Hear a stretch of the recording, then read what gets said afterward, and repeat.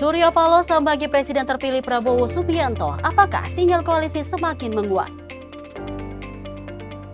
Gibran menemui Wapres Ma'ruf Amin.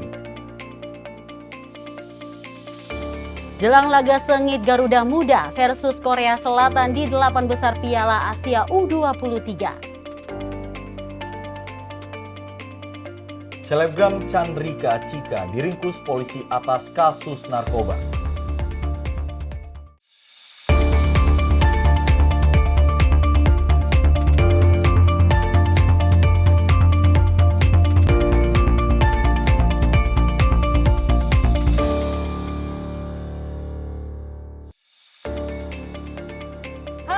Selamat malam pemirsa. Kembali lagi kami Menyapa Malam hadir untuk memberikan informasi terkini dan terhangat ya Andi ya. Dan memang seperti janji kami di headline tadi itu begitu banyak isu soal presiden terpilih ini menjadi topik pembicaraan di mana-mana. Salah satunya seperti tadi Surya Paloh sambangi presiden terpilih ya. Memang ini politik sudah dinamis ya, karena kemarin aja setelah penetapan dari KPU ini yang menetapkan Prabowo Subianto dan Gibran Rakabuming Raka sebagai presiden dan wakil presiden terpilih, sudah terlihat gejolak dinamisa politik ini dengan datangnya Prabowo ke DPP PKB. Nampaknya ini dinamisa politik semakin seru, Dewi. Kita lihat beberapa hari ke depan nanti. Semakin banyak yang mendekat ini ya. Jadi kayak lawan-lawan dahulu itu semakin menjadi teman saat ini. Ya, oke. Selain berita tadi, kami akan menyajikan berbagai informasi lainnya dari seluruh penjuru Indonesia. Dan juga kita datang nih dari jelang Liga nih yang akan kami sampaikan informasinya yang akan tanding besok ya, tepatnya di Jumat dini hari. Dan tapi masih banyak informasi yang lainnya dan pemirsa harus mengikuti Menyapa Malam kami bersama saya Dewi Manik dan saya Andi Rezaldi. Inilah dia Menyapa Malam untuk Anda.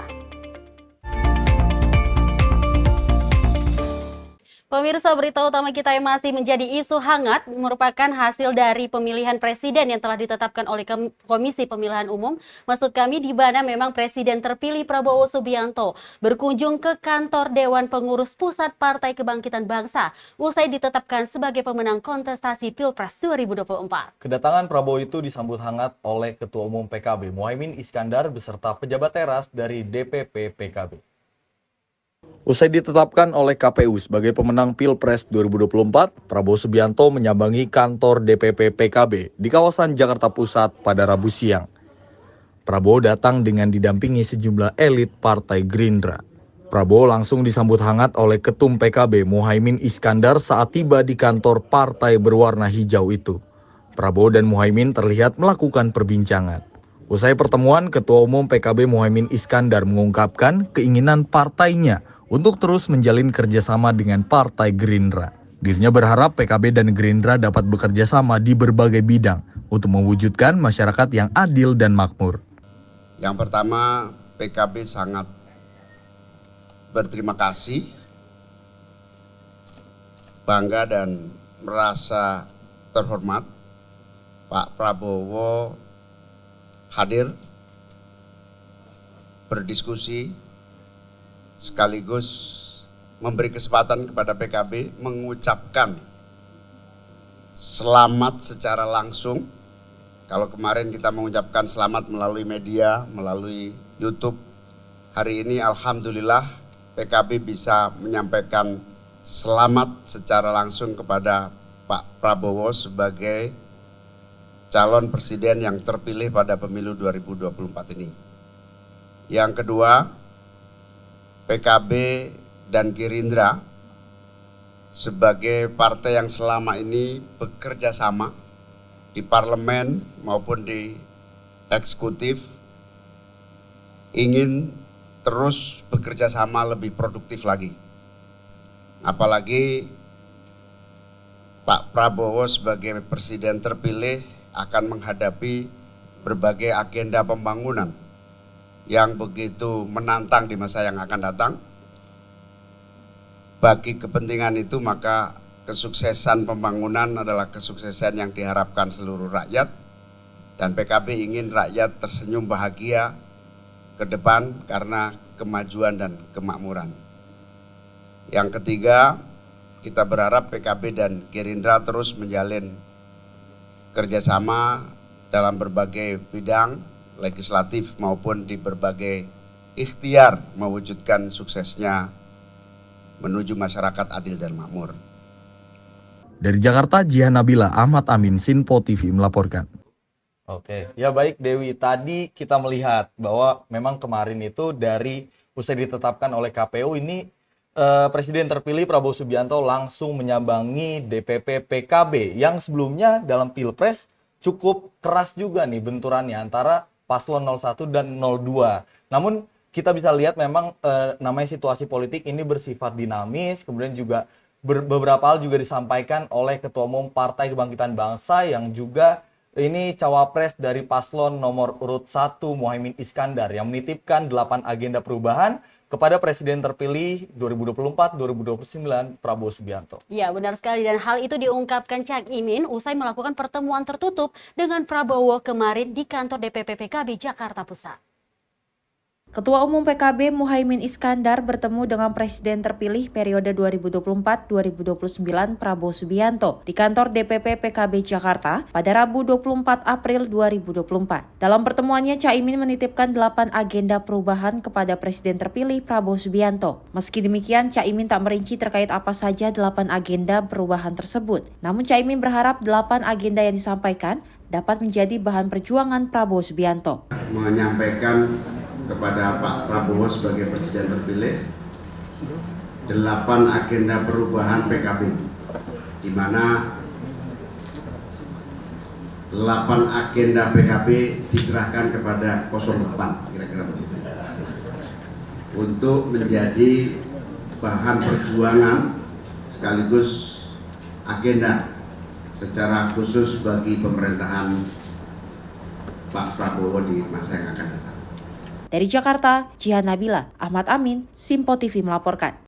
Nah, Andi, kalau tadi sudah bertemu dengan Nasdem dan juga sudah bertemu dengan PKB, tapi ada hal yang unik di saat memang yang menegangkan untuk terpilihnya Prabowo Subianto menjadi presiden terpilih nih ya. Iya. Dan di mana memang di saat Komisi Pemilihan Umum kemarin, presiden terpilih Prabowo Subianto ini sempat melontarkan keadaannya saat menyampaikan sambutan di kantor KPU Jakarta. Prabowo menyampaikan bahwa ia memahami perasaan dari pasangan Anies Baswedan dan juga Muhaimin Iskandar yang menjadi hadir saat itu juga saat rapat pleno penetapan presiden dan wakil presiden terpilih. Ya, Prabowo saat itu bahkan mengungkapkan bahwa ia mengerti senyuman Anies dan Caimin yang terasa berat. Dalam pidato sambutannya usai ditetapkan sebagai presiden terpilih, Prabowo Subianto sempat melontarkan candaannya kepada pasangan Anies Imin yang juga hadir dalam rapat penetapan presiden dan wakil presiden terpilih di kantor KPU RI Jakarta. Prabowo mengatakan bahwa dirinya memahami perasaan pasangan Anies dan juga Caimin, mengingat ia juga pernah berada di posisi yang sama sebelumnya. Prabowo juga mengungkapkan dirinya mengerti senyum Anies dan Caimin terasa berat karena harus menerima kekalahan di Pilpres 2024. Sontak pernyataan tersebut disambut riuh tepuk tangan dari seluruh tamu yang hadir di ruang sidang KPU RI Jakarta. Kontestasi telah selesai. Pertandingan telah selesai. Kita semua lelah. Dan mungkin ada di antara kita yang tidak puas, yang kecewa. Mas Anies, Mas Muhaimin, saya pernah berada di posisi Anda.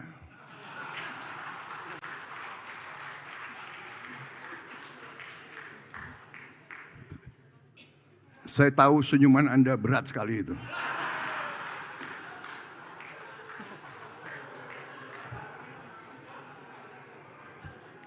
Tapi ini yang dituntut oleh rakyat kita. Kalau kontestasi adem-adem saja, kalau kontestan itu, ya kan, tidak tajam dan tidak keras, namanya bukan pilihan untuk rakyat. Rakyat minta pilihan, rakyat minta perbandingan. Dan saya terima kasih kepada Mas Anies dan Muhaimin. Juga saya terima kasih sama Mas Ganjar dan Profesor Mahfud. Di akhir sambutannya, Prabowo menegaskan bahwa pertandingan dalam kontestasi Pilpres 2024 sudah selesai. Dia pun mengajak semua pihak untuk berkolaborasi dalam membawa kebaikan bagi bangsa ini. Prabowo Gibran dinyatakan menang atas dua pasang calon lainnya dengan selisih cukup jauh dengan perolehan 96.214.691 suara atau sekitar 58,59% dari 164.227.475 suara sah nasional. Dengan hasil ini Prabowo Gibran memenangi Pilpres 2024 satu putaran. Dari Jakarta, Tim Liputan, Sinpo TV melaporkan. Ya, Pak Prabowo nih nampaknya demen bercanda ini. Saat Bener sekali ya. Pak Anies hadir bersama Pak Muhaimin ini sempat bercandain karena memang 2019 2014 juga beliau merasakan Pernah saat di kala- posisi itu tepatnya itu ya. dia. Tapi itu hanya candaan semata untuk mencairkan suasana yang tadinya panas namun sekarang sudah berjalan Sudah damai-damai mencair, saja, ya. mencair Benar gitu. sekali. Seperti pada hari ini, tadi sore, Ketua Umum Partai Nasdem Surya Paloh yang menyambangi kediaman Presiden terpilih Prabowo Subianto di Jalan Kertanegara, Jakarta Selatan. Silaturahmi Paloh di kediaman Prabowo itu turut didampingi pejabat teras Partai Nasdem. Usai Prabowo Subianto resmi ditetapkan sebagai presiden terpilih oleh Komisi Pemilihan Umum pada Kamis lalu, Ketua Umum Partai Nasdem Surya Paloh menyambangi kediaman Prabowo Subianto di kediamannya di Kertanegara 4, Jakarta Selatan.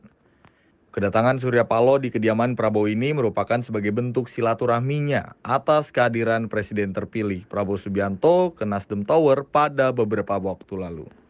Tidak hanya itu, Paloh tiba di Kertanegara dengan didampingi jajaran elit Partai Nasdem, yakni seperti Hermawi Taslim, Ahmad Saroni, Saan Mustafa, dan Victor Laiskodat.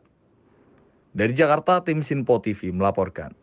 Tampak seru sekali ya sekarang ya. Kalau tadi Presiden Prabowo Subianto dan saat ini Wakil Presiden terpilih Gibran Rakabuming Raka yang menemui Wapres Ma'ruf Amin di kediaman Dinas Wapres di kawasan Jakarta Pusat. Oh, nampaknya Mas Gibran nih masih mau belajar banyak nih sama Wapres Ma'ruf Amin ya. Karena Gibran sendiri mengaku dalam pertemuan itu ia meminta bimbingan serta petuah dari Ma'ruf Amin. Wakil Presiden terpilih Gibran Rakabuming Raka menyambangi Wakil Presiden Ma'ruf Amin dan melakukan pertemuan tertutup yang berlangsung sekitar 40 menit. Dalam kedatangannya, Gibran disambut langsung oleh Wapres Ma'ruf Amin. Keduanya berbincang berbagai hal terkait pengelolaan bangsa dan negara. Selain itu, Gibran meminta bimbingan dan petuah dari Wapres Ma'ruf Amin. Gibran juga menyebut bahwa Ma'ruf Amin menekankan pentingnya program keberlanjutan dalam pemerintahan. Kami diberikan kesempatan untuk sowan kepada Bapak Wakil Presiden. Hari ini kami memohon bimbingan, petuah-petuah, petunjuk dari beliau. Karena bagaimanapun beliau itu ya seorang senior, mentor, dan juga seorang wakil presiden yang sudah berhasil menjalankan tugasnya selama ini. Ya, jadi di dalam ya suasana sangat hangat sekali. Pak Wakil Presiden menjelaskan bahwa sinergi antara presiden dan wakil presiden itu sangat penting sekali. Beliau mengibaratkan seperti permainan badminton tadi ya Pak ya. Jadi harus kompak, seperti ya permainan double di badminton. Jadi harus saling sinergi, saling backup satu sama lain, dan juga sekali lagi presiden dan wakil presiden ini harus bisa saling mengisi satu sama lain. Dan juga tadi beliau menambahkan pentingnya keberlanjutan. Jadi nanti dari presiden sebelumnya, lalu ke Pak Presiden yang baru, nanti diharapkan ada keberlanjutan dan juga mungkin sudah sering saya sampaikan pada waktu kampanye ataupun debat, bagaimana pentingnya pemerataan pembangunan. Tadi juga sempat di-highlight oleh Bapak Wakil Presiden. Dari Jakarta, tim Sinpo TV melaporkan. Wah, memang harus ya sebagai anak muda yang menjadi terpilih menjadi wakil presiden ini minta petuah nih dari wakil presiden. Minta bimbingan dari seniornya ya. Iya, melihat memang Pak Prabowo sudah melakukan pendekatan juga kepada hasil dari konsentrasi yang kemarin menjadi teman saat ini ya, menjadi koalisi bareng nih. Ya, karena memang bukan hanya wakilnya saja, tapi juga Presiden terpilih Prabowo Subianto kemarin malam ini juga menemui dari Presiden Joko Widodo. Entah apa yang dibahas, apakah hanya membahas bangsa dan negara atau program-program yang berkelanjutan, mungkin dibahas juga dalam pertemuan kemarin. Pokoknya untuk mempersiapkan diri Ya. dan nanti akan kita bahas nih bagaimana Presiden dalam membentuk untuk persiapan atau mengucapkan selamat tepatnya untuk Presiden terpilih ini. Tapi nanti tunggu usai jeda berikut ini, tetaplah di Menyapa Malam. Halo, salam jumpa pemirsa. Kami kembali hadir dengan rangkaian informasi yang dihimpun dari berbagai penjuru dunia. Kami hadirkan rangkuman informasi terkini dari seluruh penjuru dunia hanya untuk Anda. Informasi paling penting dan sajian berita menarik kami sajikan hanya di Sinpo Dunia. Bersama saya Dewi Manik, inilah Sinpo Dunia selengkapnya untuk Anda. Jangan lewatkan Sinpo Dunia setiap Senin hingga Jumat di Sinpo TV. Menyapa Anda sebelum memulai hari dengan penuh semangat pagi. Halo, selamat pagi Sally, pagi pemirsa dimanapun semua. Beragam informasi dari seluruh penjuru negeri siap menemani Anda di pagi hari. Kami hadirkan beragam informasi terkini yang terjadi dari dalam dan luar negeri, tentunya dengan nuansa masa kini. Nah, kalau pengen happy, langsung aja stay tune di Sinpo TV pasti. Terima kasih sudah menonton. Selamat pagi. Sampai jumpa. Pastikan Anda bersemangat di pagi hari bersama kami dalam program Menyapa Pagi, Senin hingga Jumat pukul 6 pagi hanya di Sinpo TV. Apa kabar pemirsa? Senang sekali saya Sally Siregar dapat menjumpai Anda dalam Sinpo Dunia Sepekan. Kami temani akhir pekan Anda bersama sanak saudara dan keluarga tercinta. Dengan sajian informasi yang unik dan menarik dari berbagai negara. Pastinya kami akan memberikan berita yang unik dan menarik yang kami rangkum dalam Sinpo Dunia Sepekan. Jangan lewatkan Sinpo Dunia Sepekan setiap Sabtu dan Minggu hanya di Sinpo TV.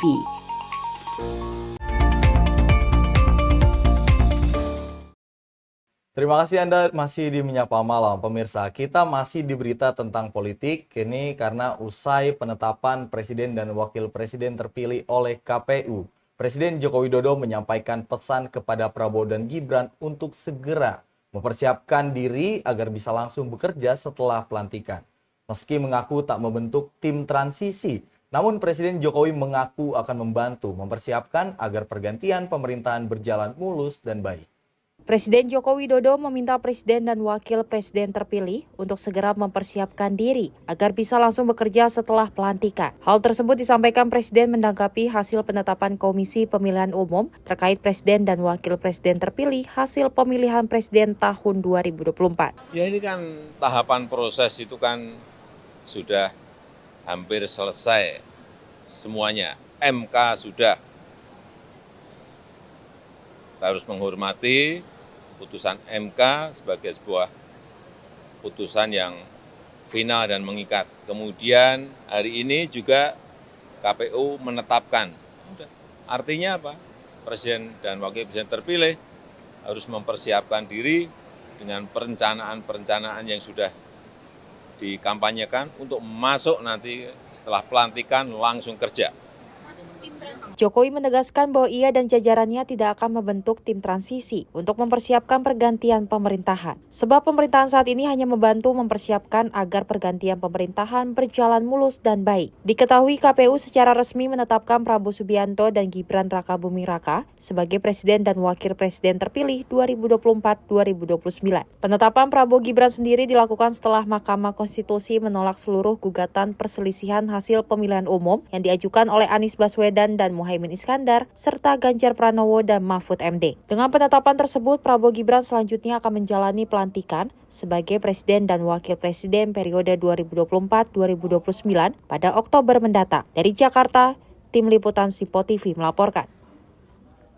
Informasi lainnya pemirsa, usai penetapan Prabowo Gibran jadi Presiden dan Wakil Presiden terpilih hasil Pilpres 2024 pasti disambut hangat oleh para pendukungnya. Dan ini memang pantauan kami memang untuk mencari tahu bagaimana tanggapan dan harapan masyarakat kepada Prabowo Gibran. Berikut laporannya.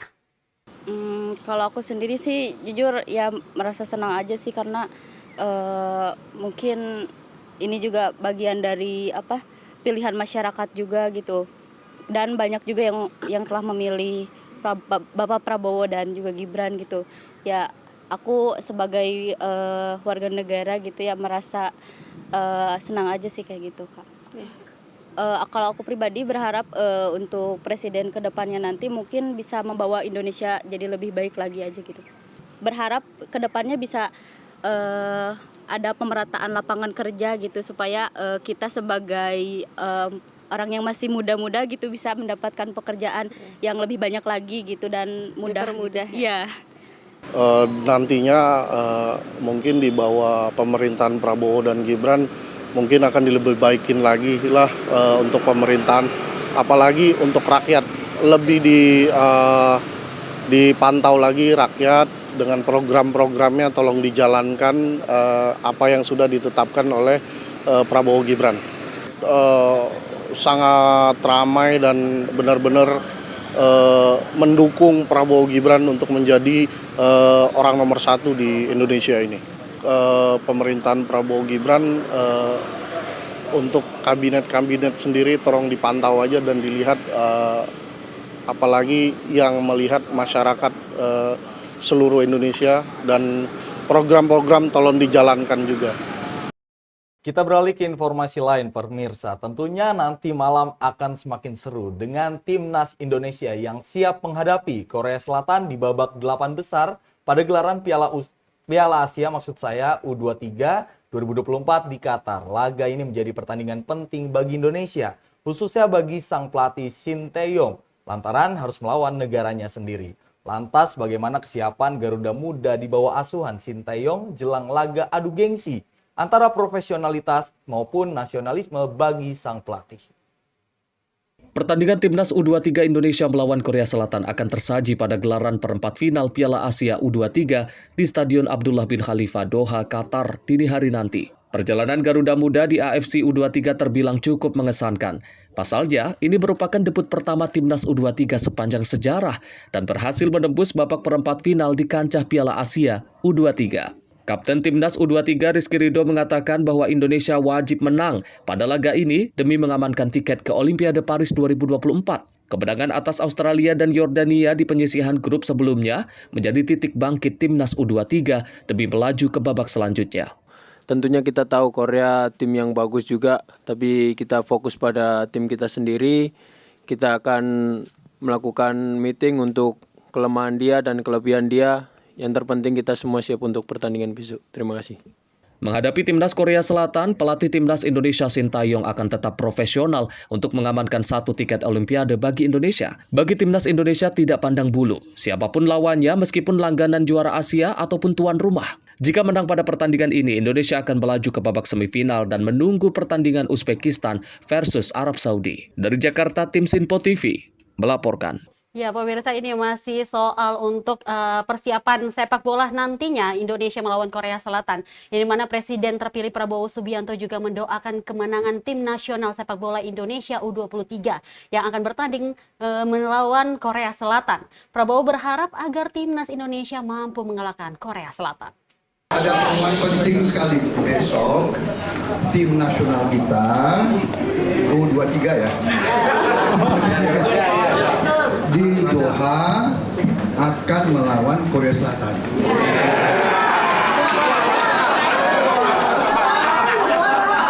Kita berdoa untuk tim nasional kita. Ya. Prediksi skor, Pak. Penting sekali. Prediksi skor ada nggak, Pak? Prediksi skor. Ya, nampaknya pemberitaan malam hari ini memang terkait dengan presiden terpilih semua ya, Prabowo Emang menjadi Subianto. isu hangat ya, Andi ya? Karena memang setelah diresmikan oleh KPU ini banyak sekali agenda-agenda yang dihadiri oleh Prabowo Subianto. Karena ini salah satunya Presiden terpilih Prabowo Subianto menghadiri acara perayaan ulang tahun ke-87 istri Wismoyo, Aris Munandar, yakni Siti Haryanti. Dalam acara tersebut, Prabowo menyampaikan rasa terima kasih kepada istri Haryanti yang merupakan ibu asuh yang dimana prajurit TNI semasa dirinya di Angkatan Darat. Presiden terpilih Prabowo Subianto menghadiri acara perayaan ulang tahun ke-87 Siti Harjanti yang digelar di Gedung Pewayangan Jakarta Timur pada 25 April 2024. Turut hadir dalam acara tersebut yakni Putri Presiden kedua RI Titik Soeharto, Wiranto, hingga Hendro Priyono. Dalam acara tersebut, Prabowo menyampaikan rasa terima kasih kepada Siti Harjanti yang merupakan ibu asuh para prajurit TNI semasa dirinya di Angkatan Darat. Saya ucapkan selamat ulang tahun Bu Sumoyo. Terima kasih atas bimbingan yang diberikan kepada kami. Kami adalah anak-anak ibu. Kami di sini saya kira banyak anak didik Pak Sumoyo dibesarkan. Saya kira saya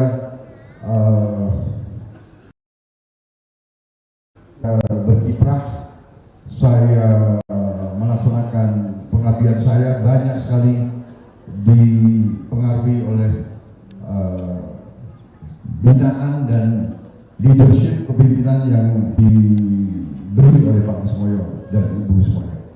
Karena saya masuk di Kopassus sebagai letnan dan beliau menjadi komandan grup saya, dan beliau saya merasa sebagai orang yang membesarkan saya. Banyak ajaran-ajaran beliau saya pegang sampai sekarang.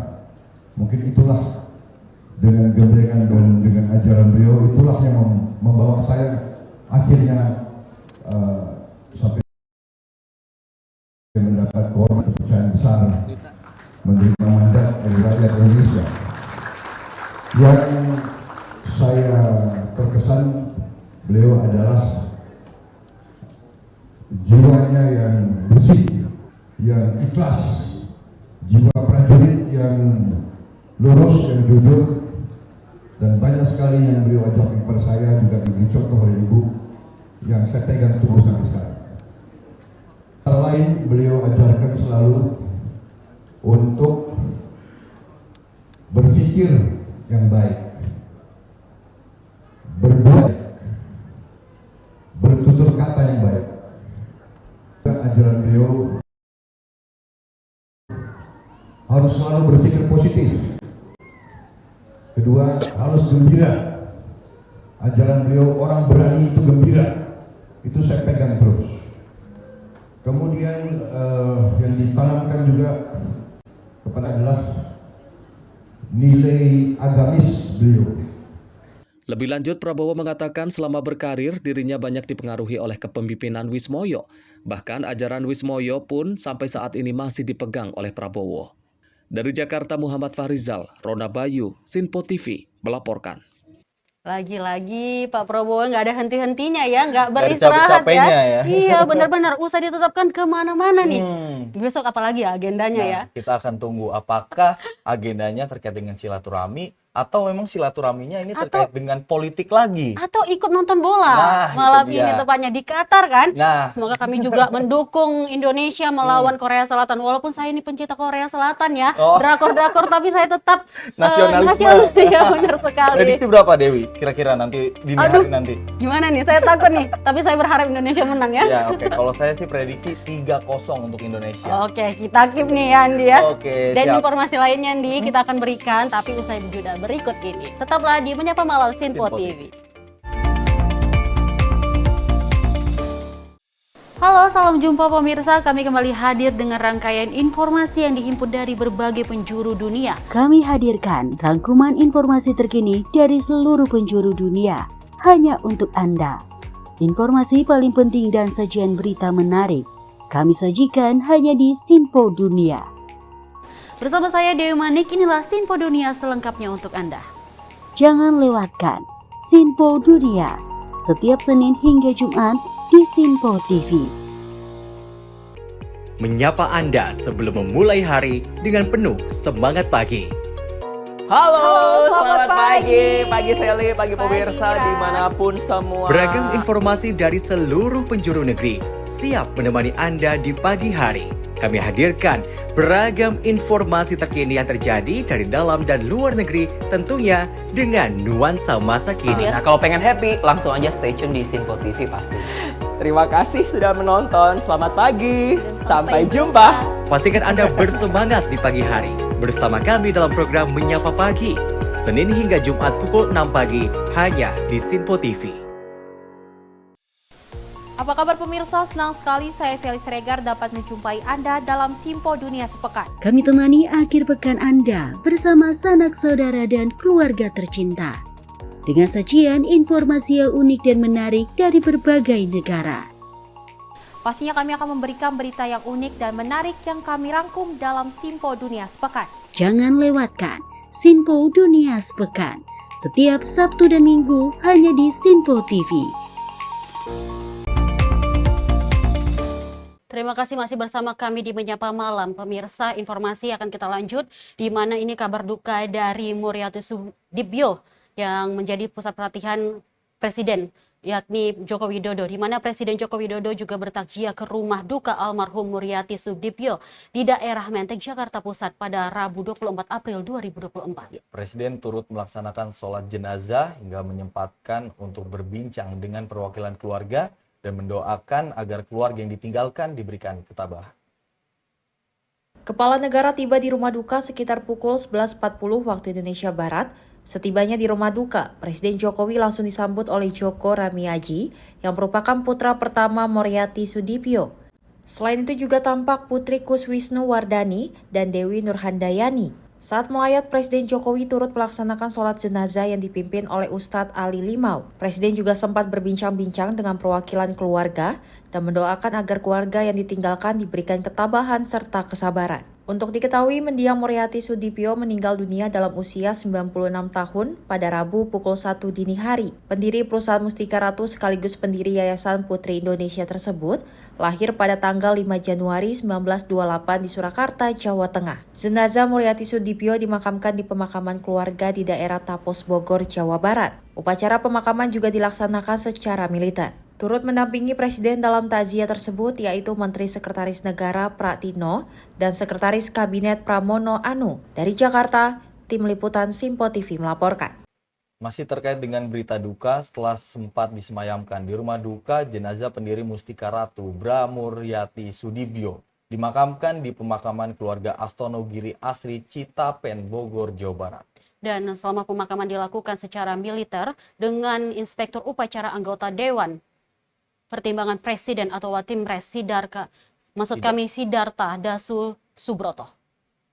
Sejumlah prajurit TNI mengusung jenazah pendiri kosmetik Mustika Ratu Muriati Sudibyo. Begitu tiba di komplek pemakaman keluarga Astana Giri Asri di kawasan Citapen, Ciawi, Bogor pada Rabu sore. Jenazah almarhumah mantan Wakil Ketua MPR pada 2004 hingga 2009 di era Presiden Susilo Bambang Yudhoyono ini langsung dilakukan prosesi pemakaman di area Taman Pembibitan Ona Tradisional Mustika Ratu. Prosesi pemakaman dilakukan dengan cara militer karena Muriati merupakan salah satu tokoh penerima bintang Mahaputra. Sementara itu pihak keluarga mengucapkan terima kasih atas dukungan warga dan bangsa Indonesia. Salah satunya usaha tim medis yang terus-menerus memberi pengobatan terbaik. Jadi seperti kita tahu usia almarhumah sudah 96 tahun dan memang sekitar mungkin 2 tahun terakhir itu sering mengalami infeksi yang sebenarnya kalau orang muda biasa saja seperti mah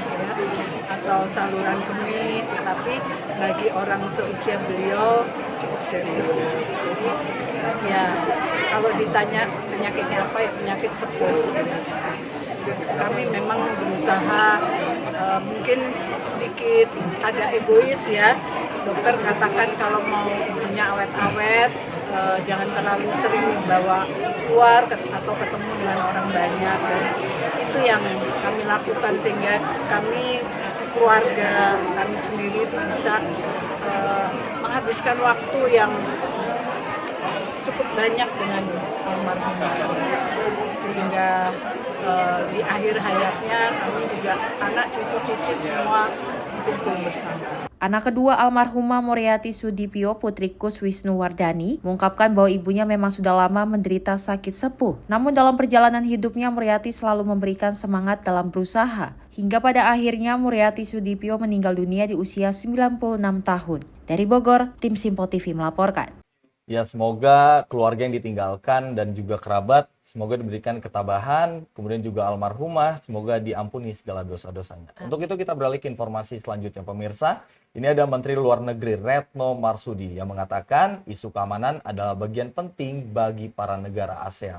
Landscape keamanan kawasan dan global harus menjadi perhatian ASEAN agar dapat terus tumbuh di tengah situasi yang terus berubah. Ya, benar sekali dan hal itu disampaikan Menlu Retno saat menjadi lead speaker dalam forum ASEAN di Hanoi, Vietnam. Oleh karena itu di dalam pidato saya sampaikan beberapa pemikiran mengenai bagaimana ASEAN dapat terus tumbuh di tengah situasi yang terus berubah. Pertama, ASEAN harus terus memerankan kepemimpinannya dalam pengembangan arsitektur dan kerjasama di Indo-Pasifik. Saya tekankan mengenai pentingnya ASEAN yang kuat dan bersatu. ASEAN yang relevan, ASEAN yang matters dan berperan sentral di kawasan. ASEAN yang dapat merespons berbagai tantangan di kawasan dengan sigap. Secara jelas saya sampaikan, ASEAN harus memastikan Indo-Pasifik tetap menjadi kawasan yang damai, terbuka dan inklusif, yang mengedepankan dialog dan kolaborasi konkret dengan pendekatan win-win dan bukan pendekatan zero-sum, serta penghormatan dan implementasi hukum internasional dilakukan secara konsisten. Oleh karena itu, pengaruh utamaan implementasi ASEAN Outlook on the Indo-Pacific dalam seluruh mekanisme ASEAN menjadi sangat penting. Sebagaimana terefleksi pada keketuaan Indonesia tahun lalu. Tahun lalu, teman-teman ingat kita menyelenggarakan ASEAN Indo-Pacific Forum dan penguatan hubungan dengan Pacific Island Forum dan Indian Ocean Rim Association atau IORA. Ya, itu tadi dari Menlu Retno Marsudi yang tadi hadir di Hanoi, Vietnam. Karena memang kalau berbicara terkait dengan isu keamanan, ini di dunia global yang saat ini sangat dinamis sekali. Terus juga di Timur Tengah juga saat ini tengah panas, ada Iran dan Israel ini tengah lagi saling serang. Ini juga mengkhawatirkan kita di ASEAN dan ini menjadi sorotan dari negara-negara ASEAN untuk menguatkan keamanan negaranya. Karena memang ASEAN ini harus menjadi kuat, kemudian juga harus menjadi garda terdepan dalam perdamaian dunia. Informasi selanjutnya akan kami hadirkan dengan berbagai peristiwa lainnya. Tetap bersama kami di Menyapa Malam Sinpo TV. Halo, salam jumpa pemirsa. Kami kembali hadir dengan rangkaian informasi yang dihimpun dari berbagai penjuru dunia. Kami hadirkan rangkuman informasi terkini dari seluruh penjuru dunia hanya untuk Anda.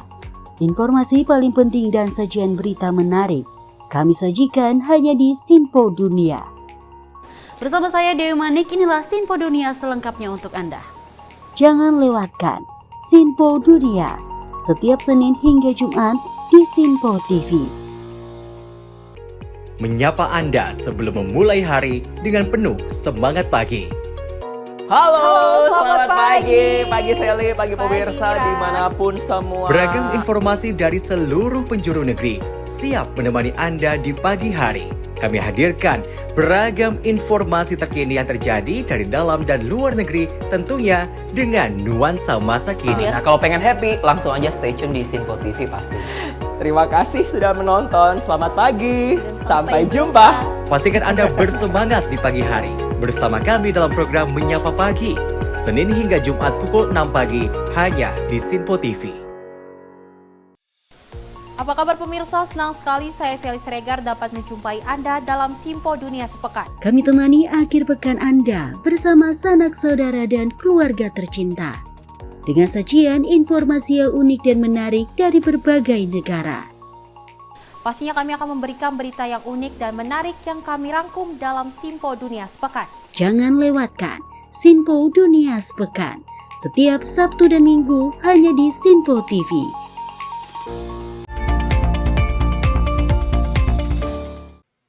Terima kasih masih menyapa malam bersama saya Dewi Manik dan rekan saya Andi Reza Albi. Dan kita lanjut informasi selanjutnya, di mana ini merupakan peristiwa yang sangat-sangat menyedihkan lebih tepatnya ya Andi ya. Di mana 2 mobil terlibat kecelakaan di Jalan Layang Pesik, Jakarta Barat. Dan kedua mobil ini mengalami kerusakan cukup parah akibat menabrak separator pembatas jalan. Kecelakaan lalu lintas yang melibatkan dua pengendara mobil terjadi di Jalan Layang Nontol Pesing Cengkareng, Jakarta Barat. Sejumlah petugas kepolisian lalu lintas dan petugas bus Transjakarta yang tiba di lokasi berupaya memperbaiki separator beton yang menghalangi jalan. Sebelumnya, dua mobil jenis minibus ini menabrak beton pembatas yang berada di tengah jalan. Kedua mobil mengalami kerusakan cukup parah pada bagian bodi depan, samping, hingga patah as roda. Menurut penuturan salah satu saksi di lokasi, peristiwa ini berawal saat salah satu pengendara mobil yang melaju dari arah Cengkareng menuju Grogol menghindari kucing yang melintasi jalan. Sang pengemudi kemudian membatik setir hingga menabrak separator. Sementara itu, dari arah berlawanan terdapat sebuah mobil minibus yang melintas, namun lantaran posisi separator yang melintang akibat tertabrak mobil sebelumnya, membuat sang pengemudi kehilangan kendali sampai akhirnya juga menabrak separator beton. Kronologisnya saya lagi jalan, terus dari arah berlawanan nabrak beton. Beton yang pertama dia tabrak, mental ke depan mobil saya, kena mobil depan saya, hancur. Terus beton yang kedua ketabrak, mental ke pintu supir, mental sampai mental banget. Setelah itu lari ke belakang bannya sampai pecah. Itu kenapa Pak bisa dia nabrak beton Pak? Kurang tahu, tadi pertama saya tanyain, dibilang katanya kayak ada kucing lewat. Oh. Iya, tadi begitu. Akhirnya kena Bapak juga mobilnya? Iya, saya nggak bisa ngindar ke kiri lagi. Soalnya kalau saya dikit ke kiri lagi, dikit aja, saya pasti mobil saya guling. Meski tak ada korban jiwa dan luka atas kecelakaan tersebut, Jalan Layang Nontol ini sempat ditutup sementara oleh petugas. Selanjutnya, kedua pengemudi beserta mobilnya dievakuasi ke kantor unit Laka Lantas Satuan Wilayah Jakarta Barat untuk dimintai keterangan lebih lanjut. Dari Jakarta, Tim Liputan melaporkan. Ya, selain berita tadi, pemirsa, memang ada seorang ibu yang menjadi korban penjambretan atas perampasan di wilayah Meruya, Jakarta Selatan. Meruya Selatan, Kembangan, Jakarta Barat. Ya, memang dan menurut dari informasinya, tas berisi telepon genggam, uang dan emas senilai 4 juta rupiah raib berhasil dirampas pelaku. Detik-detik aksi pelaku penjambretan seorang wanita pejalan kaki di Jalan Haji Sabah, Meruya Selatan, Kembangan, Jakarta Barat terekam CCTV. Dari video ini terlihat korban yang saat itu tengah berjalan kaki dijambret seorang pelaku dengan mengendarai sepeda motor. Meski korban sempat berteriak dan mengejar pelaku, namun upaya tersebut gagal, di mana pelaku yang mengendarai sepeda motor Matic berplat nomor B4404 BTS ini berhasil kabur. Kondisi jalan yang sepi membuat pelaku dengan leluasa melancarkan aksinya dan dapat melarikan diri tanpa diketahui warga sekitar lokasi. Atas kejadian ini, korban mengalami kerugian materi mencapai 4 juta rupiah setelah tas berisi 5 gram emas, telepon genggam, dan uang tunai korban raib dirampas pelaku. Kemarin siang, saya dari arah sana, saya mau keluar mau cari es batu. Waktu itu saya diikutin pelaku jalannya ke sana. Setelah nyampe sini, dia balik arah dari sana. Saya dijambretnya di sini, saya lari ke sana mengejar orang itu. Saya teriak-teriak, jambret. Oh iya, dari arah mana mau ke mana? Dari arah sana, saya mau ke arah sana. Sebelumnya sudah diikutin apa belum, Bu? Kemungkinan saya udah diikutin. Apa-apa aja, Bu, yang dijambret? Yang dijambret dompet, isinya HP, gelang, KTP, terus surat Jaklingko sama ATM. HP digunakan sehari-hari untuk apa, Bu? Untuk komunikasi keluarga. Sudah laporan polisi belum, Bu? Udah. Pasca kejadian tersebut, korban telah melaporkan ke pihak kepolisian sektor Kembangan dengan menyerahkan bukti rekaman CCTV dengan harapan agar pelaku dapat segera ditangkap. Dari Jakarta, Tim Sinpo TV melaporkan. Dan informasi lainnya, pemirsa, Kepolisian Resort Jakarta Selatan meringkus selebgram Chandrika Cika dan 5 orang lainnya atas kasus penyalahan narkoba di kawasan Hotel Kuningan pada Senin malam. Ya, penyalahgunaan narkotika jenis ganja ini, para tersangka terancam hukuman minimal 4 tahun penjara. Baru-baru ini masyarakat dihebohkan dengan penangkapan selebgram Chandrika Cika dan 5 orang lainnya oleh Polres Metro Jakarta Selatan. Mereka ditangkap di salah satu hotel di daerah Setiabudi, Jakarta Selatan. Cika dan 5 temannya terbukti mengonsumsi ganja berbentuk cairan yang merupakan rokok elektrik atau yang akrab dikenal liquid. Wakil Ketua Satuan Reserse Narkoba Polres Jakarta Selatan AKP Reska Anugras mengatakan ada 6 orang yang ditangkap pada gelaran operasi ini, yakni inisial CK, AT, MJ, Amu, BB, dan HJ yang masing-masing berusia 20-an dan saling akrab. 2 diantaranya adalah pegiat sosial media dan atlet klub e-sport di tanah air. Barang bukti yang diamankan adalah 1 buah rokok elektrik jenis Spots Vape yang mengandung cairan narkotika jenis ganja. Satu hotel di daerah Karet Kuningan, Kecamatan Setiabudi, Jakarta Selatan. bahwa berdasarkan laporan dari masyarakat dan salah satu hotel ini dijadikan sebagai tempat digunakan orang penyalahgunaan dugaan tindak pidana narkotika. Kemudian berdasarkan hasil penyelidikan pada saat di TKP ditemukan ada 6 orang. Yang pertama dengan inisial AT, umur 24 tahun, jenis kelamin perempuan. Kemudian yang kedua, inisial MJ, umur kurang lebih 22 tahun, jenis kelamin perempuan. Kemudian yang ketiga, dengan inisial AMO, umur kurang lebih 22 tahun, jenis kelamin laki-laki. Kemudian inisial CK, umur kurang lebih 20 tahun, jenis kelamin perempuan. Yang kelima, inisial BB, umur kurang lebih 25 tahun, jenis kelamin laki-laki. Kemudian inisial HJ, umur kurang lebih 27 tahun dengan jenis kelamin laki-laki.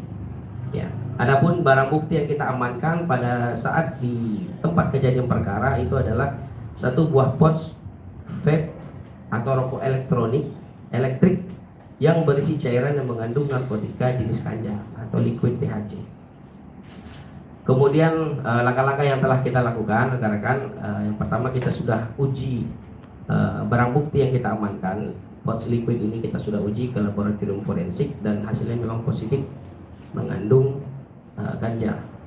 Akibat perbuatan yang dilakukan, Cika dan 5 temannya terancam mendekam di penjara selama 4 tahun. Pihak kepolisian tidak menutup kemungkinan adanya rehabilitasi terhadap pelaku. Dari Jakarta, tim Sinpo TV melaporkan. Kalau tadi Cika udah memang gara-gara narkoba ya, pergaulan narkoba, dan ini juga nggak jauh-jauh dari narkoba nih Andi. 1 dari 3 pelaku otak dari komplotan curanmor di kawasan Tambora, Jakarta Barat terpaksa ditembak petugas lantaran melakukan perlawanan saat ditangkap.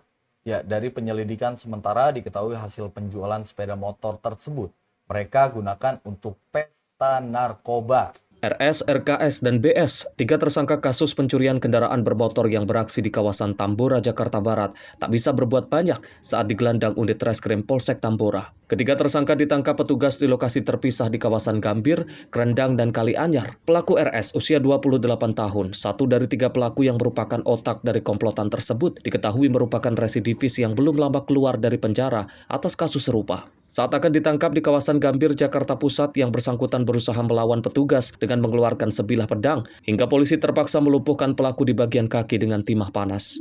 Dari hasil pemeriksaan, ketiga tersangka diketahui hasil penjualan sepeda motor curian tersebut mereka gunakan untuk pesta narkoba. Selain itu, ketiga tersangka juga positif mengonsumsi sabu berdasarkan hasil dari tes urin. Meski demikian, polisi masih memburu 1 pelaku lain yang berperan sebagai penadah dalam komplotan tersebut. Kemudian motif dari pelaku sendiri itu digunakan untuk kebutuhan pribadi yang diantaranya merupakan tindak pidana juga, yaitu untuk membeli narkotika dan melakukan judi narkotika. Apa bagi Metafetamin. Kemudian sebagai pimpinan di 3 orang ini tuh si Rizal Setiawan yang dia berperan sebagai joki. Rizal Setiawan ini yang merekrut kedua rekan lainnya. Dia merupakan seorang residivis, pernah juga dihukum atas tindak pidana yang sama. Bang, cara rekrutnya itu gimana, Bang? Ini mereka berkenalan via media sosial.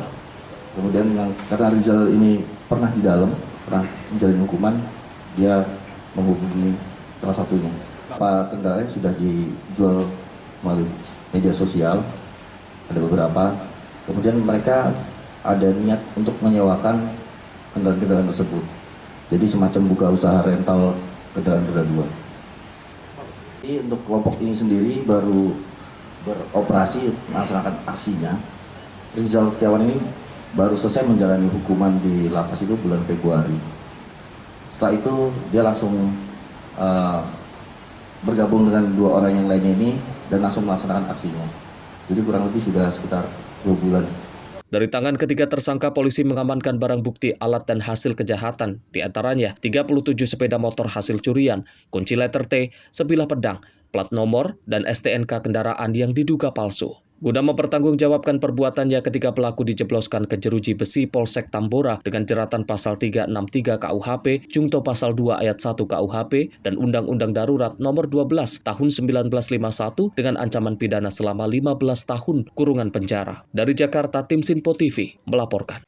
Ya begini Andi, kalau udah memang peristiwa ini menakutkan sekali ya. Dan salah satu ada lagi nih Andi, Polsek Tambora mengungkapkan kasus pencurian bermotor di kawasan Tambora, Jakarta Barat. Ya, dari pengungkapan ini polisi mengamankan puluhan sepeda motor hasil pencurian yang belum sempat dijual para pelaku. Puluhan sepeda motor hasil curian ini berhasil diungkap jajaran unit reskrim Polsek Tambora di kawasan Jakarta Barat. Pasca dilakukan penggerebekan, barang bukti tersebut kemudian diangkut petugas menggunakan truk ke Mapolsek Tambora untuk kepentingan pemeriksaan lebih lanjut.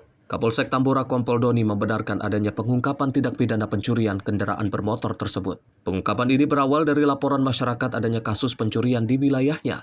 Setelah ditelusuri, akhirnya petugas berhasil mengungkap jaringan curanmor dengan barang bukti 37 motor hasil curian yang belum sempat dijual para pelaku. Diketahui para pelaku melancarkan aksinya di wilayah hukum Jakarta Barat, yakni di kawasan Tambora, Cengkareng, dan Grogol Petamburan. Ya, terima kasih teman-teman media. Kami membenarkan adanya pengungkapan tindak pidana pencurian motor yang TKP-nya di beberapa lokasi di wilayah Tambora, kemudian di wilayah Cengkareng dan Tanjung Duren. Pengungkapan ini diawali oleh laporan dari masyarakat terkait adanya kecurigaan terhadap seseorang yang diduga akan melakukan pencurian kendaraan bermotor. Kemudian disampaikan kepada Piket Reskrim dan ditindaklanjuti oleh Pak Kanit Reskrim beserta jajarannya untuk melakukan pengungkapan. Dalam ungkapan ini berapa sepeda motor Pak yang bisa diamankan? Dalam kegiatan ini barang bukti kendaraan bermotor yang diamankan oleh unit Reskrim jumlahnya ada puluhan, cukup banyak. Nanti secara jelas mungkin bisa didengar pada saat rilis oleh pimpinan. Di kesempatan yang sama, Kanit Reskrim Polsek Tambora AKP Ahmad Wibowo menambahkan, dari hasil pengungkapan tersebut pihaknya berhasil mengamankan 3 orang pelaku. Puluhan sepeda motor hasil curian ini disembunyikan para pelaku di salah satu rumah di kawasan Kalianyar, Tambora, Jakarta Barat. Sampai saat ini polisi masih mendalami kasus ini dan tak menutup kemungkinan adanya penambahan jumlah pelaku yang terafiliasi dengan sindikat tersebut. Sudah kami lakukan penangkapan, sekarang masih dalam proses pemeriksaan dan pengembangan selanjutnya. Penangkapannya kapan? Penangkapannya kemarin hari Sabtu ya. Hari Sabtu kemarin di daerah Kendang. Kendang, Tambora. Tambora, Jakarta Barat. Berarti masih ada potensi tambahan tersangka, Pak? Ya, mudah-mudahan kita masih melakukan pemeriksaan dan pengembangan lagi. Di sisi lain, salah satu driver ojek online yang sebelumnya kehilangan sepeda motor, Saiful, mengapresiasi keberhasilan polisi dalam mengungkap kasus tersebut. Dirinya mengaku senang sepeda motornya berhasil ditemukan. Hilangnya di mana ya, Pak? Di TSS, Pak. TSS. Lagi parkir atau gimana? Maduri, Pak. Lagi nedu saya, Pak. Lagi nedu. Motor apa Bang yang diambil, Pak? Beat putih, Pak. Beat putih. Lagi narik? Iya, udah istirahat, Pak. Alhamdulillah, Pak. Yang mana? Nomor berapa? Ini, Pak. Kini ketiga tersangka masih menjalani pemeriksaan intensif di Mapolsek Tambora, di mana motif dan rincian adanya dugaan keterlibatan sindikat besar dalam jaringan tersebut akan disampaikan pada rilis mendatang. Dari Jakarta, tim Sinpo TV melaporkan. Ya, artinya memang kalau dari pengungkapan yang berhasil diungkap oleh kepolisian ini, masyarakat juga harus awas lagi kayaknya ya, untuk menjaga kendaraannya atau barang-barang berharganya supaya tidak ada orang-orang atau maling lebih tepatnya ini dapat mengambil, merampas harta dan benda Anda. Sangat disayangkan jika itu udah terjadi ya, padahal kita udah was-was nih. Was-was saja bisa terjadi gitu, apalagi kita udah ya gitulah ya. Oke, kita beralih ke informasi lain pemirsa, di mana ada 2 orang prajurit TNI yang tersambar saat sedang melintas di Jalan Raya Mabes Hankam, Cilangkap, Jakarta Timur pada Rabu sore kemarin. Meski keduanya sempat dilarikan ke rumah sakit, namun satu nyawa prajurit tidak dapat tertolong lagi. Akibat terkena sambaran petir, 2 orang prajurit TNI tergeletak di trotoar jalan di sekitar Mabes Hankam Cilangkap, Jakarta Timur pada Rabu sore kemarin. Warga sekitar yang melihat kejadian tersebut pun langsung menolong keduanya untuk mendapatkan pertolongan pertama. Kedua korban tersambar petir saat sedang berjalan kaki di trotoar jalan saat cuaca sedang hujan ringan disertai petir. Naas petir yang tak dapat dielak menyambar kedua prajurit TNI ini hingga tergeletak. Itu pas lagi hujan besar. Hujan gede begitu ya? Hujan nggak begitu gede om. Petir kayak apa? Oh petirnya kilat gitu ya? Itu lagi melintas korban. Dia menelpon, sang pas banget. Tukang bengkel dia lagi nelpon. Oh. Terus kayak om nelpon saya dipanggil, saya nyamperin. Oh gitu. Nah juga saya gitu. Jadinya dua-duanya itu tersambar petir langsung gitu. Berarti pada saat melintas dia langsung tersambar gitu ya? Oh gitu. Deh, itu yang satu tewas atau gimana? Tewas om. Satu tewas? Yang angkatan darat. Yang satu lagi? Satu enggak. Enggak. Di rumah sakit berarti langsung dibawa dua-duanya tuh. Langsung dibawa. Itu pas sore banget abis asar berarti. Habis asar sekitar habis asar jam 4-an lah. Orang saya terus ke sini dibawa itu ke dalam. Oh, langsung dibawa ke rumah sakit ya. Rumah sakit. Kejadian ini udah pernah belum sih di sini? Belum pernah. Baru kali ini. Saat dia melintas langsung petir 2 orang itu ya langsung kena ya. Cuman anehnya biasanya saya dulu punya saudara pohon sempal. Tapi ini enggak. Enggak, ini pohon ini kan di bawah itu aja pucis tuh. Pas di rumput-rumput itu ya. Batu-batu itu. Itu langsung jatuh aja korbannya berarti. Diketahui kedua prajurit TNI tersebut adalah Prada ARD, seorang anggota TNI Angkatan Darat, dan Kelasi 1 Perbekalan KLSBEK, DQ, seorang prajurit TNI Angkatan Laut. Keduanya sempat mendapatkan perawatan di rumah sakit, namun nyawa 1 orang prajurit yakni DQ tak dapat ditolong dan dinyatakan meninggal dunia. Sementara itu, ARD menjalani perawatan intensif di Rumah Sakit Muhammad Ridwan, Jakarta Timur. Dari Jakarta, tim Simpo TV melaporkan. Peristiwa yang nggak ingin kita dapatkan ya. Tapi meskipun memang lagi berjuang, yang seperti tadi satu mungkin terselamatkan, tapi satu lagi ya kami juga turut berduka cita atas kejadian yang menimpa. Ya, semoga 1 korban lainnya ini semoga cepat pulih kembali ke keluarganya dan kembali memperkuat TNI Angkatan Darat lagi. Benar sekali, dan kita berharap kok peristiwa-peristiwa seperti ini jauh-jauh lah ya, benar kan Andia?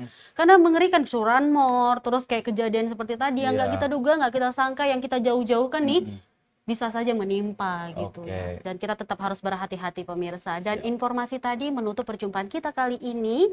Ya sayang sekali ya, begitu banyak tadi isu-isu hangat, tapi kami akan selalu setia menemani untuk besok tepatnya. Dan kita akan memberikan informasi terkait dan yang isu hangat termasuk Prabowo Subianto. Kita nantikan agenda politik apa lagi yang akan dilakukan oleh Presiden terpilih Prabowo Subianto. Benar sekali, dan kita nantikan seperti apa pertandingan Korea Selatan melawan Indonesia malam ini. Itu yang akan kita tunggu-tunggu. Saya mau tidur dulu nanti supaya nanti jam 1:30 atau jam 1:30 kita udah siap nonton, fresh lagi kan. Ya pastinya ya, begadang ya. Begadang lagi.